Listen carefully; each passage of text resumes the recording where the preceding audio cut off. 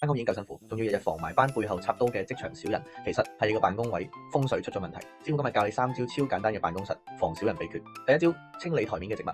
好多人中意喺台面放仙人掌，以為可以防小人，大錯特錯。仙人掌周身係刺，唔單止防唔到小人，反而會招惹更多是非，搞到同事關係緊張。記得即刻搬走佢，換成水腫嘅富貴竹，咁樣先可以催旺人緣，招貴人。第二招，左青龍，右白虎。你座位嘅左邊係青龍位主貴人，右邊係白虎位主小人。右邊白虎位切忌太高太亂。